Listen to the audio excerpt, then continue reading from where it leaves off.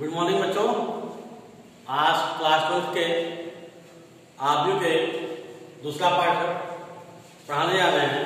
कल हमने आपको आव्यूह के बारे में बताया था, आव्यूह की परिभाषा बताया था और आव्यूह के प्रकार यानी कितने प्रकार होते हैं। 3 प्रकार हमने आपको बता दिए थे। कौन कौन सा बताया था? 3 प्रकार के कौन कौन से बताया था? एक स्तंभ आव्यूह, एक पंक्ति आव्यूह और एक वर्ग आव्यूह। यानी 3 आव्यूहों की हमने व्याख्या कर दी थी। आइए आज अब अगला कितने टॉपिक में लिखा है? आव्यूह कितने प्रकार होते हैं? 7 प्रकार। कितने प्रकार था? 7 प्रकार का लिखा था। तो आइए हम आज 4 और आव्यूहों की बात करते हैं। तो पहला, इसके बाद तीसरे के बाद चौथा नंबर आपका आ जाएगा आपका विकर्ण आव्यूह। कौन सा आएगा? विकर्ण आव्यूह। चौथे नंबर पे, फिर 5वें नंबर पे आ जाएगा आपका अदिश आव्यूह। क्या आ जाएगा? अदिश आव्यूह। अदिश आव्यूह। फिर आपका 6ठे नंबर पे आ जाएगा तत्समक आव्यूह। तत्समक आव्यूह। तत्समक आव्यूह को अंग्रेजी में कहते हैं क्या? Identity matrix. आइडेंटिटी मैट्रिक्स, ठीक है। और अदिश आव्यूह क्या कहते हैं? Scalar matrix. और विकर्ण आव्यूह को क्या कहते हैं? Diagonal matrix. Diagonal matrix. वही समझते हैं पहले हम क्या कि विकर्ण आव्यूह क्या कहते हैं। विकर्ण आव्यूह क्या कहते हैं, किसे कहते हैं? तो विकर्ण आव्यूह कहने का मतलब एक ऐसा आव्यूह, एक ऐसा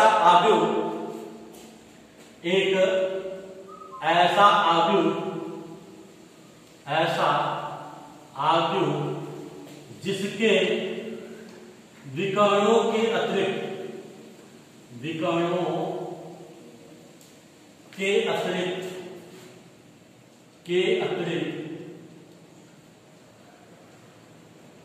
सभी संख्याएं शून्य होती है। क्या होती है? शून्य होती है। यानी विकर्ण के अतिरिक्त सभी संख्याएं क्या होती हैं? शून्य होती है। जैसे अभी हम देखें, अगर हम लिख दें 1 0 0 0 2 0 0 0 3, यहां पर हम देखेंगे क्या बताया गया है। हमने क्या बताया? एक ऐसा विकर्ण जिसके विकर्णों को अतिरिक्त यानी विकर्ण को छोड़ करके शेष सभी आव्यूह के संख्याओं का मान क्या होता है? शून्य होता है। जैसे हमने देखे विकर्ण का 1 2 3 कितनी कोटि है? 3 गुणे 3 की कोटि है, ठीक है। तो 1 2 3 ये क्या विकर्ण है? इन विकर्णों को छोड़कर शेष सभी मानों का मान क्या ना? शून्य होना चाहिए। जैसे एक और हम बता दे रहे हैं 1 0 0 2। अगर यहाँ पर देखें तो यहाँ पर क्या विकर्ण 1 और 2, विकर्ण 1 और 2 है, लेकिन शेष सभी मान क्या होते हैं? शून्य होते हैं। तो विकर्णों को छोड़ करके शेष सभी का मान क्या हो? शून्य हो। तो वह कौन सा सदिश कहलाता है? विकर्ण सदिश कहलाता है। अब अगला क्या है हमारा? अदिश आव्यूह। क्या है? अदिश आव्यूह। तो अदिश आव्यूह क्या होता है कि एक ऐसा विकर्ण आव्यूह एक ऐसा विकर्ण आव्यूह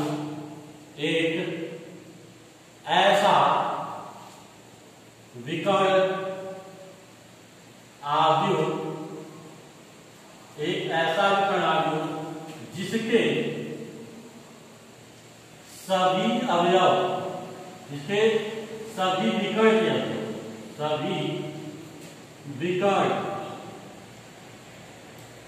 के अवयव एक समान होते हैं। क्या होते हैं? एक समान होते हैं। कौन सा आव्यूह कहलाता है? अदिश आव्यूह कहलाता है, ठीक है। जैसे कि हम देखें, यहाँ पर देखें 2 पे 2 कोट की, तो यहाँ पर लिखा हमने 1, यहाँ पर लिखा 2 0 0 2। यहाँ पर देखें विकर्णों की संख्या कितनी है? समान। विकर्णों की संख्या क्या है? यहाँ भी 2 है, यहाँ भी 2 है। अगर विकर्ण का मान जो है, संख्या जो है वह समान होती है तो वह कौन सा अवयव कहलाता है? अदिश अवयव कहलाता है। जैसे एक और हम देख लेते हैं, क्या लिखा है? लिख दिया हमने √3 0 0 0 √3 0 0 0 √3। तो यह कौन सी कोट क्या होगा? 3 into 3 कोट का। यहाँ पर देखेंगे विकर्ण का मान एक ही है, विकर्ण का मान क्या है? एक ही है। तो ये कौन सा अवयव हो गया हमारा? अदिश अवयव हो गया। शेष सभी का मान क्या है? 0 है। ये कौन सा अवयव हो गया हमारा? विकर्ण अवयव हो गया। ठीक है। अब अगला आता है तत्समक अवयव। तत्समक अवयव मतलब आइडेंटिटी अवयव। क्या होते हैं? आइडेंटिटी अवयव। इसको या तो एकांक अवयव भी कर सकते हैं। क्या कर सकते हैं? एकांक अवयव। इसको एकांक अवयव भी कर सकते हैं या इकाई अवयव भी कर सकते हैं। क्या कर सकते हैं? इकाई अवयव। कहने का मतलब एकांक अवयव। ठीक है। कहने का मतलब कि ऐसा विकर्ण अवयव जिसके विकर्णों का मान ओनली 1 क्या हो? केवल एक। तो ऐसा विकर्ण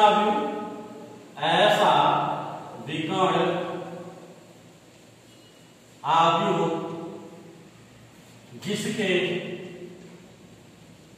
विकर्णों की संख्या विकर्णों की संख्या केवल क्या हो? केवल एक हो। वह क्या होता है?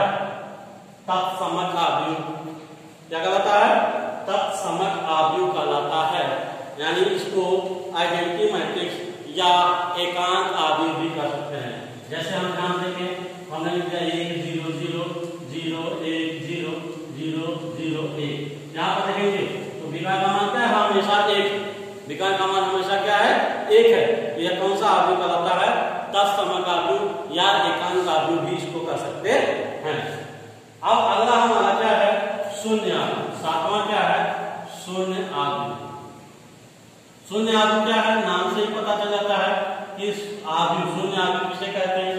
शून्य अवयव का मतलब कि ऐसा अवयव जिसके सभी संख्याओं या फलनों का मान क्या हो? 0। जिसके सभी संख्याओं या फलनों का मान 0 हो। तो ऐसा अवयव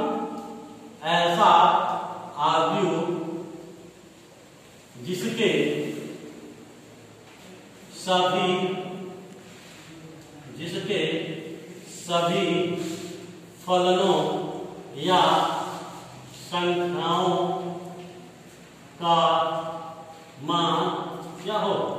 0 हो। संख्याओं का मान 0 हो तो कौन सा अवयव कहलाता है? शून्य अवयव कहलाता है। जैसे हमने लिख दिया 0, 0 0 0। ये क्या हो जाएगा? 2 गुणे 2 कोट का। या हमने लिख दिया 3 कोट का 0 0 0 0 0 0 0 0 0। ये कौन सा क्या? 3 गुणे 3 कोट का। तो इसके सभी अवयवों का मान क्या है? 0 है। तो यह कौन सा अवयव कहलाएगा? शून्य अवयव कहलाएगा। कौन सा अवयव कहलाएगा? शून्य अवयव कहलाएगा।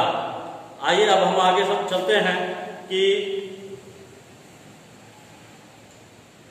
अवयवों की समानता एक तरह से समझते हैं या एक एग्जाम्पल सवाल लगाते हैं तो उसको समझ लेंगे कौन सा क्या अवयव है, कैसे है। ठीक है। आइए हम एक एग्जाम्पल या सवाल लगाते हैं, उसका मान निकालते हैं। ठीक है।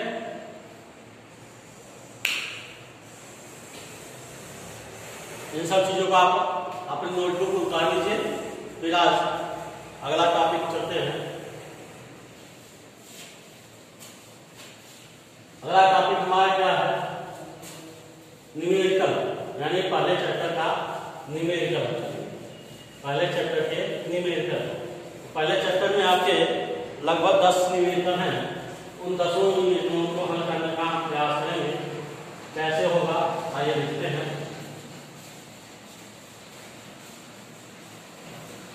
क्वेश्चन नंबर 1 अगर देखें, कह रहा है कि एक अवयव दिया है, उसमें अवयव की कोटि, अवयवों की संख्या या अवयव ज्ञात करने हैं। तो इसके आधार पर आपके दूसरा, तीसरा और 2, 3 एक क्वेश्चन आपके सॉल्व हो जाएंगे। ठीक है, तो आइए देखते हैं क्या है। उसके पहले एक चीज जान लेते हैं कि आव्यूहों की समानता। सवाल हल करने से पहले एक और चीज जानते हैं कि आव्यूहों की समानता क्या है। आव्यूहों की समानता, आव्यूहों की समानता। ठीक है, कह रहा है कि यदि दो आव्यूह क्या है, दो आव्यूह और दोनों की कोटियां समान, दोनों की कोटियां क्या हो, समान। यदि दो आव्यूह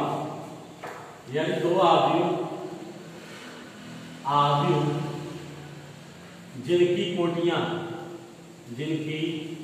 जिसकी कोटि समान होती है, क्या होती है, समान होती है। अगर कोटि समान होती है तो उनके अवयव भी, संगत अवयव भी क्या होंगे, समान होंगे। तो उनके संगत अवयव भी समान होंगे। इसे क्या कहते हैं, आव्यूहों की समानता करते हैं। क्या करते हैं, आव्यूहों की समानता करते हैं। ठीक है, तो आइए